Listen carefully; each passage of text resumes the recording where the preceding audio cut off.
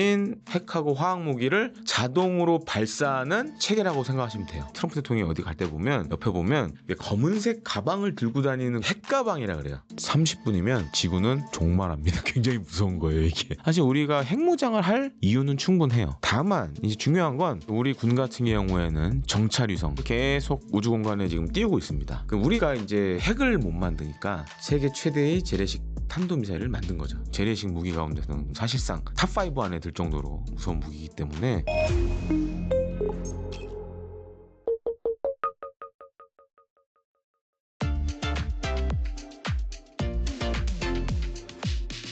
많은 구독자분들이나 시청자분들은 아마 죽음의 손 처음 들어보셨을 겁니다. 그래서 이게 과거에 한번 책으로 나온 적이 있어요. 그래서 저도 이 책을 굉장히 감명 깊게 읽었는데 이걸 생각하시면 돼요. 데드 핸드라고, 영어로 하면 이제 데드 핸드라고 그러는데, 소련 시절부터 만들어진 일종의 러시아의 핵에 더해서 대량 살상 무기, 여기 화학 무기도 들어가 있습니다.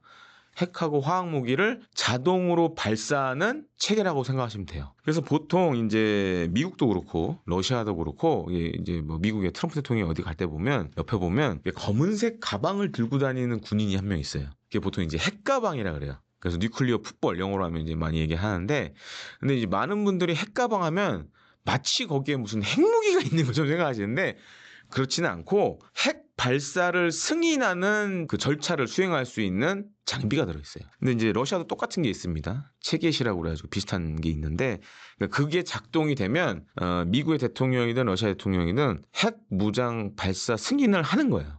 그러면 이제 미국은 또 별도의 시스템이 있고 러시아는 만약에 푸틴 대통령이 승인을 내리면 이 데드 핸드가 작동을 하는 거예요. 데드 핸드는 미국과하고 달리 자동으로 움직여요. 그러니까 구소련 시절부터 러시아의 군 통수권자가 이 작동을 시키면 멈출 수 없게 만들어놨어요. 굉장히 무서운 거죠. 미국은 안 그렇습니다. 미국은 중간에 어떻게 보면 이제 통제할 수 있는 장비들을 갖고 있는데, 그럼 보통 이게 작동이 되면 어떤 상황이 벌어지냐면, 러시아가 만약에 미국을 향해서 대륙간 탄도미사일이나 이런 것들을 발사하게 되면 보통 대륙간 탄도미사일이 비행해서 미국에 떨어지는데 30분 정도 걸려요. 그리고 이제 SLBM은 좀 다릅니다. 잠수함 발사 탄도미사일은 뭐 경우에 따라서 이 SLBM을 싣고 있는 전략 핵잠이 미 본토에 가깝게 가 있다. 그러면 시간이 굉장히 단축되겠죠. 그래서 실제로 이제 과거에 그런 시나리오를 가지고 미국에서 드라마도 만든 적이 있었어요. 그래서 이제 그런 걸 보면 한 뭐 15분, 30분 내에 이제 미국으로 이제 뭐 대륙간 탄도미사일 SLBM이 날아가겠죠. 그럼 미국도 이제 날아오는 걸 보겠죠. 그러면 이제 뭐 미국 대통령이 이 핵가방을 이용해가지고 야 우리도 공격해. 그러면 미국도 ICBM, SLBM은 우르르 쏘겠죠. 그리고 미국은 이제 전략 폭격기들도 날아갈 거고 우르르 쏘겠죠. 그러면 30분이면 지구는 종말합니다. 굉장히 무서운 거예요, 이게.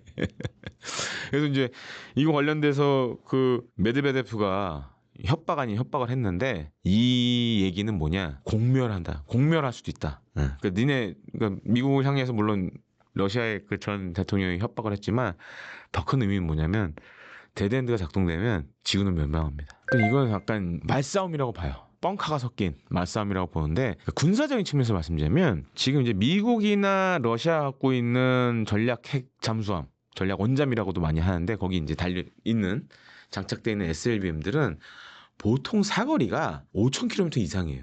그래서 굳이 예를 들어서 미 해군의 전략 원잠들이 굳이 러시아 가까이까지 갈 필요가 없어요. 근데 대신 미국과 러시아의 중간 정도의 바다에 다들 숨어 있습니다. 그것도 안전한 구역에. 러시아도 비슷해요.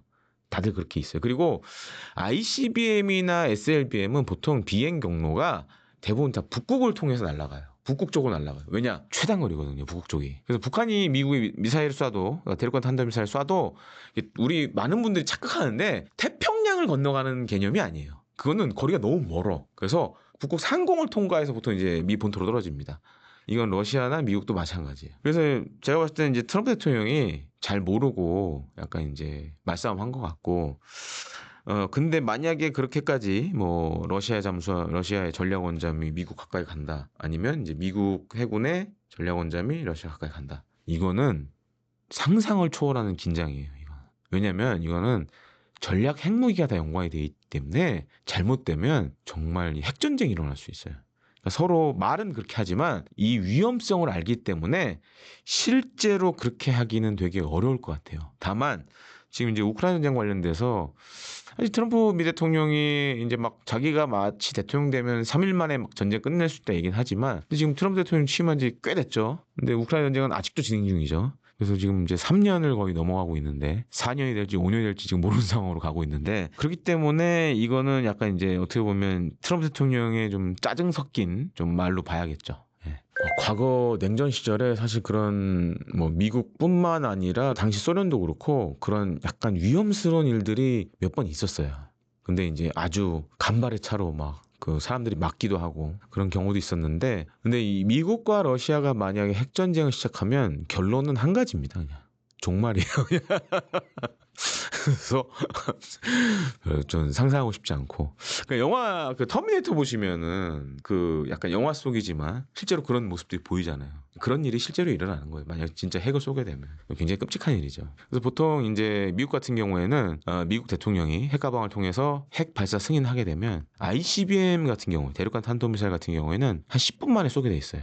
반면에 이제 SLBM 잠수함 발사 탄도미사일은 뭐 한 15분 정도 이제 시간이 걸리거든요. 사실은 지구가 종말하는 데는 15분 정도면 다 생각만 해도 끔찍하네요. 그런 일 절대 일어나서 안 됩니다. 예. 우선은 좀 이걸 보셔야 될 것 같아요. 저도 몇 번 이제 달란트 투자에 나와서 핵무장 관련된 얘기를 했었는데 중요한 건 이겁니다. 우리 국민의 여론이에요. 우리 국민이 뭐 핵 개발을 해야 된다라고 결심하면 그때는 해야죠. 근데 아직은 좀 많은 분들이 그렇게까지는 생각 안 하시는 것 같고 그리고 그렇게 됐을 경우에 이제 몇 가지 문제가 생기겠죠. 예를 들어 지금 이제 우리나라 같은 경우에는 미국의 해구산에 의한 보호를 받고 있는데 뭐 이걸 일종의 이제 없애야 되는 상황이 올 수도 있고 그리고 이제 국제사회와 충돌이 생길 수도 있죠. 물론 이제 방법은 여러 가지가 있습니다. 국제사회와의 충돌을 피해갈 수 있는 방법. 그리고 이제 첫 번째로는 이제 북한이 핵을 일단은 우리가 인정은 안 하지만 갖고 있기 때문에 사실 우리가 핵무장을 할 이유는 충분해요. 그리고 국제사회를 설득할 수 있는 명분도 있고 다만 이제 중요한 건 최악의 상황이 또 발생할 수도 있고 만약 우리가 독자 핵무장을 하면 그리고 지금 이제 모든 전시의 이런 작전 계획이나 이런 것들이 미국의 해구상과 이렇게 밀접하게 엮여져 있어요. 작전 계획을 많이 이제 보완을 하면서 엮여져 있는 상황이고 그렇기 때문에 굳이 우리가 독자 핵 개발을 할 필요는 없는 것 같다라는 뭐 정치권이나 정부 일각에서 이런 얘기들이 나오고 있어서 뭐 당분간은 이제 좀 그런 얘기는 좀 잠잠해지지 않을까 이렇게 보고 있습니다. 일단 가장 중요한 거는 북한의 핵 발사 징후를 사전에 탐지하는 게 중요하겠죠. 그래서 지금 이제 우리 군 같은 경우에는 정찰위성 425 사업이라고 많이 얘기를 하는데 정찰위성을 계속 우주 공간에 지금 띄우고 있습니다. 근데 사실 이거 가지고는 좀 부족한 상황이에요. 4기 정도 지금 띄우려고 하는데 이후에도 뭐 계속 띄울 겁니다 이제. 그리고 정찰위성은 이 수명이 있어요. 수명이 닿으면 이제 계속 교체를 해줘야 돼요. 근데 지금 이제 좀 우리가 주목하게 봐야 될 게 뭐냐면 북한이 물론 이제 대륙간 탄도미사일 그다음에 뭐 중거리 탄도미사일 이런 것들 사거리 1000km 이상급의 것도 개발하고 있지만 사실 우리나라를 공격하는 데는 그렇게 긴 사정거리의 미사일이 필요 없어요. 그냥 300km, 500km 그냥 서울만 날리면 되니까. 근데 그런 것들은 이미 이제 기술적으로 다 완성이 된 상황이고 그래서 그리고 다 대부분 보면 다 움직이는 이동식 발사대입니다. 그래서 지금 이제 군에서도 가장 심각하게 보는 문제가 뭐냐면 우리가 물론 정찰성을 띄우고는 있지만 그런 이동식 발사대를 뭐 이렇게 4시간마다 감시할 능력은 아직 안 돼요. 그리고 지금 그 우주 궤도에 있는 정찰위성은 택도 없고 그래서 지금 좀 시급하게 해야 될 게 뭐냐면 그래서 이제 우리 군도 저궤도 정찰 위성 같은 걸 지금 많이 생각을 하고 있어요. 좀 작은 크기의 낮은 궤도에서 이제 여러 개의 위성을 띄워서 군집으로 이렇게 북한을 정찰할 수 있는 그런 체계들을 지금 확충하려고 하고 있고 또 한 가지로는 뭐 이제 저피탐 무인 정찰기, 그러니까 스텔스 성능을 가진 무인 정찰기 이런 것들도 지금 개발이 진행 중에 있고 그러니까 중요한 거는 물론 이제 북한을 효과적으로 때리는 수단도 중요하지만 징후를 파악할 수 있는 그런 정찰 수단들이 사실 많이 필요한 상황입니다. 이런 것들 위주로 좀 확충을 좀 시급히 할 필요가 있다. 이 밖에 이제 뭐 요격 체계라든가 한국형 미사일 방어 체계라든가 이런 것들은 하나 두 개씩 지금 갖춰져 있는데 사실 이제 전력화, 그러니까 군에 배치된 시점들이 좀 사실 늦어요. 2030년 후반, 뭐 중반 뭐 이렇게 잡혀 있어서 그런 것들을 어떻게 하느냐 굉장히 중요한 관건이 될 거라고 보여집니다. 지난해 국군의 날에 처음 공개가 됐죠. 현무5라고 세계 최대의 재래식 탄두를 장착한 탄도미사일. 그래서 실제 이렇게 크기 그때 이제 물론 이제 무슨 이제 발사관에 이게 담겨 있었지만 추정키로는 크기나 이런 무게나 봤을 때는 거의 미국이 갖고 있는 미니트맨 3 대륙간 탄도미사일하고 크기가 거의 비슷해요. 우리니까 이제 핵을 못 만드니까 세계 최대의 재래식 탄도미사일을 만든 거죠.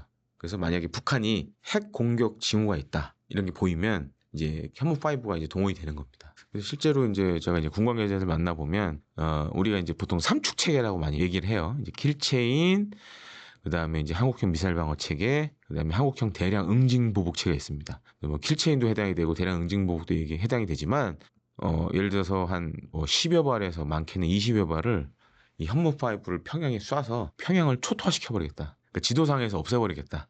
그런 계획을 갖고 있어요. 그러니까 물론 이제 핵에 비해서는 위력은 약할 수 있지만 현무5 한 발이 갖는 위력이 사실 어마어마하기 때문에 뭐 재래식 무기 가운데서는 뭐 지금 사실상 뭐 탑5 안에 들 정도로 무서운 무기이기 때문에 그런 걸로 이제 우리가 북한에 대해서 억제력을 갖는 거죠. 예. 그래서 지금 이제 뭐 이제 그런 얘기가 있어요. 현무5도 향후에 종류가 늘어날 것 같아요. 제가 확인해 본 바로는 국군의 날 공개된 거는 사실 이제 벙커버스터 기능은 없고 대신에 이제 지상을 완전히 초토화시키는 아마 이제 8톤에서 9톤 정도의 열 압력탄을 내장을 한 것 같아요. 그러니까 순수하게 이제 관통 성능이 없고 그런 뭐 8, 9톤의 열 압력탄을 내장해서 지상에서 이제 터지는. 8톤, 9톤 열 압력탄이 터지면 아마 이제 강남구에 만약에 떨어진다고 예상을 해보면 이제 강남구가 거의 이제 지도상에서 이제 많이 초토화가 되겠죠. 이제 뭐 그런 정도의 위력을 가진 걸 지금 이제 하려고 그러고 이제 현무5 다시 2 그런 게 아마 이제 세계 최대 아마 벙커버스터 기능을 가진 탄도미사일이 될 걸로 지금 예상을 하고 있습니다. 한국형 핵 추진 잠수함에 관련돼서는 일종의 이제 비닉 사업, 비밀 사업으로 진행을 하고 있습니다. 그래서 저도 이제 세부 내용은 알고 있는데 비밀 사업이다 보니까 구체적으로 말씀을 드릴 수는 없어요. 다만 이제 좀 포괄적으로 말씀드리면 상상하는 것 외로 이제 많은 것들이 지금 진행이 되고 있습니다. 그리고 지금 이제 새 정부도 우리가 북한에 대한 일종의 억제력 차원에서 한국형 원자력 추진 잠수함, 핵 추진 잠수함에 굉장히 관심을 갖고 있어요.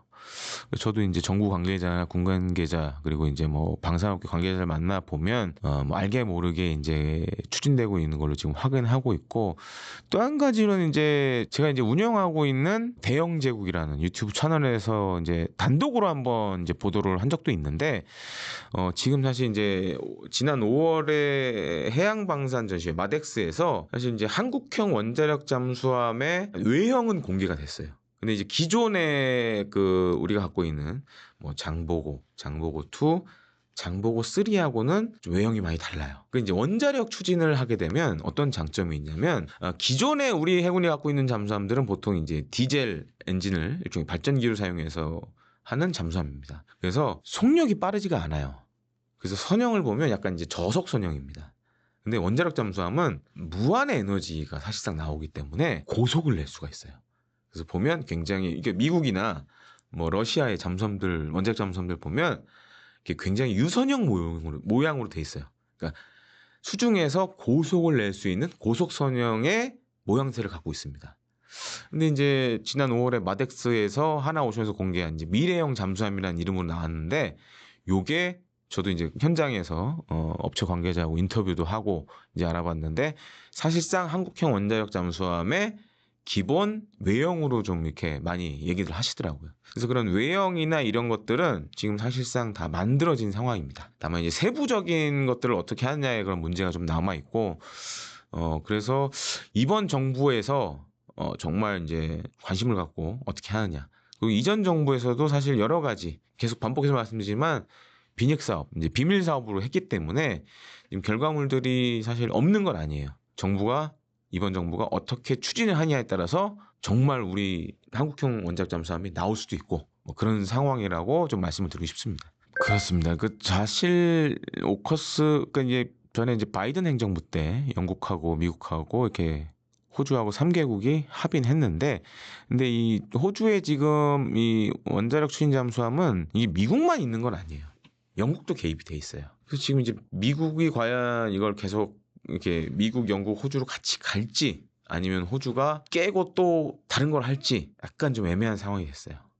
지금 만약에 다시 원자력이 아니라 재래식으로 간다 그러면 어쩌면 가능성이 있어요. 그리고 지금 이제 캐나다 지금 우리가 만든 장보고 3 지금 이제 우리 해군에서 쓰고 있고 지금 이제 폴란드나 캐나다에 이제 제한이 되고 있는데 지금 캐나다 사업은 수주 가능성이 굉장히 높아요. 그러니까 지금 이제 뭐 들리는 바에 의하면 한 4개 국가가 이 캐나다 잠수함 사업에 지금 뛰어들었었는데 캐나다가 2개 국가로 줄였다 그러더라고요. 근데 그 중에 하나가 이제 뭐 그전에 이제 4개국 프랑스, 독일, 스웨덴, 우리나라 이렇게 있었는데 지금 스웨덴하고 우리나라만 남아 있다고 하더라고요.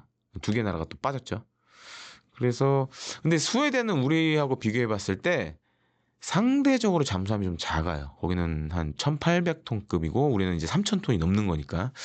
근데 캐나다 입장에서는 지금 태평양에서도 작전을 해야 되고 대서양에서도 작전을 해야 되니까 멀리 나가야 돼요. 근데 그런 측면에서 봤을 때는 좀 개인적으로 봤을 때는 우리 장3가 좀 장보고 3가 유리한 상황이 아닌가. 그리고 이제 만약에 캐나다나 폴란드에서 수주를 하게 되면 거기에 이제 변수가 이제 호주가 만약에 원자력 잠수함 안 하겠다. 다시 디젤로 가겠다. 재래식으로 가겠다. 그러면 어쩌면 우리 장보고 3가 한번 도전해 볼 만하죠. 일단은 지금은 우리나라가 이제 뭐 장보고 3도 그렇고 이제 재래식인데 거기에 뭐 리튬이온 배터리 그다음에 공기 부료 추진 장치 그런 걸 통해서 사실 잠항 시간을 거의 이제 한 달 가깝게 늘려놓긴 했어요.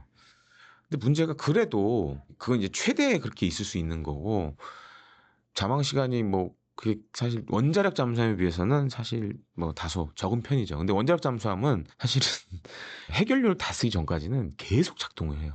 미국 같은 경우는 심지어 이렇게 합니다. 이제 전략 핵잠수함 같은 경우는 2교대로 돌려요. 잠수함을 또 그렇게 뭐 크게 정비할 필요도 없고. 근데 한 번 정비를 하면 크게 해야죠. 그래서 뭐 블루팀, 골드팀으로 나눠서 이렇게 실제 운용을 하기도 하는데, 그만큼 이제 적이 예상하지 못한 바다에 숨어 있다가 물론 이제 제가 추정키로는 우리가 만든 한국형 원자력 잠수함에도 SLBM이 탑재가 될 거예요. 물론 이제 핵탄두 갖고 있지 않지만 저기 예상치 못한 지점 그리고 찾을 수 없는 곳에서 일격의 불시에 일격을 날릴 수 있는 거죠. 그런 측면에서는 위협적이죠. 북한뿐만 아니라 주변국들에게 굉장히 위협적인 존재가 될 수 있다. 그런 걸 통해서 일종의 이제 우리가 억제력을 갖는 거죠. 그러니까 우리를 함부로 건드리지 못하는 억제력을 가질 수 있는 거죠.